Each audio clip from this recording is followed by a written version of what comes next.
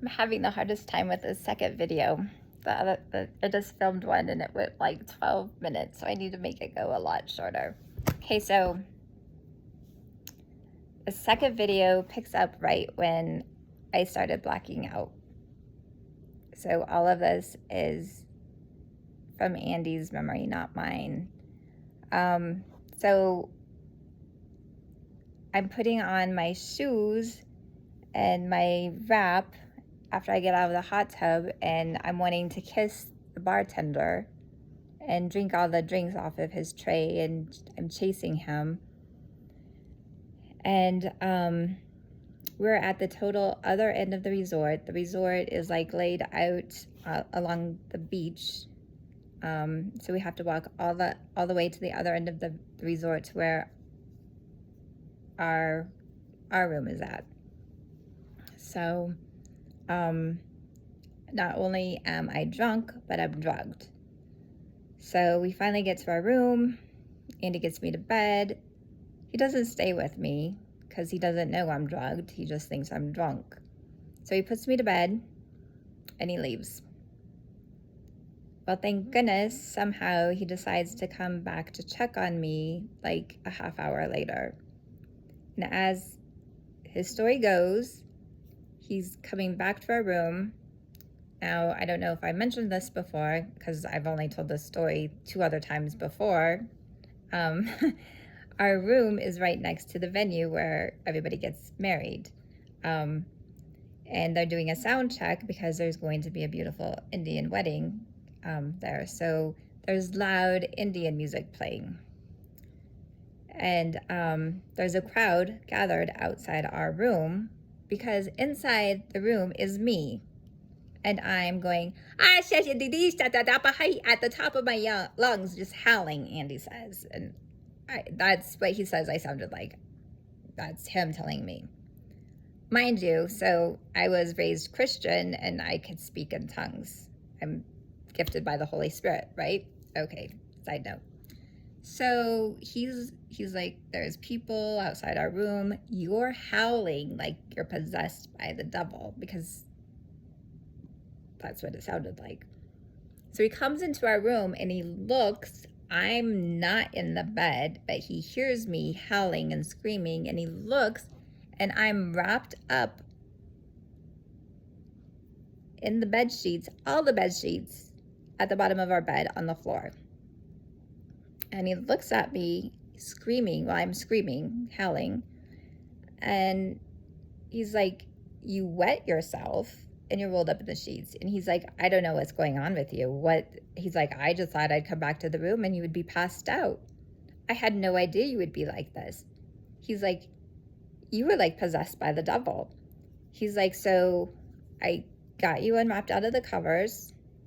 I put you in the shower and I called room service, had them change the bed. And I put you on the toilet, and when I put you on the toilet, he goes, you were like acting like you were demon possessed, and you were like going and like hissing and biting at me. He's like, you were just like demon possessed. Mind you, so I'm I'm a very spiritual person, and I'm very spiritually, hygienically clean. I pray every day. I burn sage every day. I light candles every day. But on my trip to Cabo, I decided I was just not gonna be praying. I was just gonna spend my time with my husband. So this was just like so odd to me, hearing all of this come from him. So, and a side note, so Andy's not like medically trained. He doesn't know how to handle people, how to get a person from a chair to a bed, much less get a person from the floor to a shower or to a toilet or back to the bed. So when I woke up the next day, I had bruises all over my body. So all night long, I'm howling, I'm singing an Indian or angel song, demon song, whatever you want to call it, but I would get exhausted and I'd pass out. lose consciousness, whatever. And Andy would come over and make sure I was breathing. And so this is the reason for this, for me telling you this story. And I have like 4 minutes to get this point across to you guys, and I want to just wrap it up. If you're watching a person who's been drugged and it wasn't roofied, because we talked to other people and they're like, that's not roofie.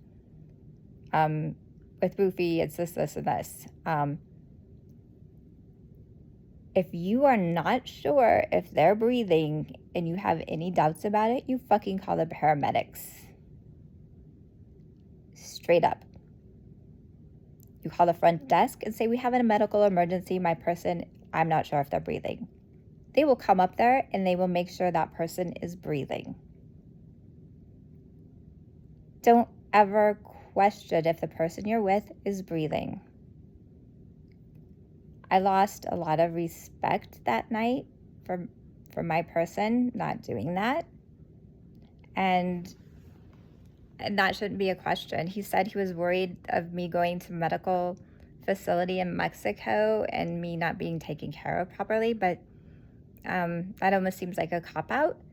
But that shouldn't be a question. The Hard Rock has, I'm sure, hands down top facilities because they're a great hotel.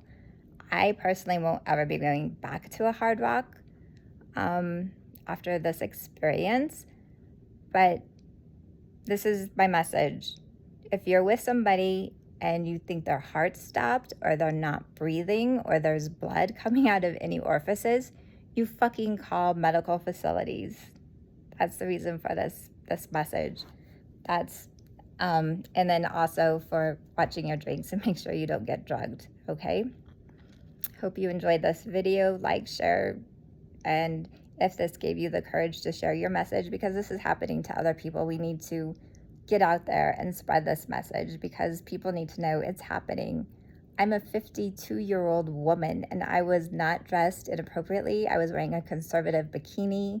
I was having fun. Everybody was having fun. There's no reason why this should have happened to me out of anybody. So, love you guys. Thanks for listening. Bye.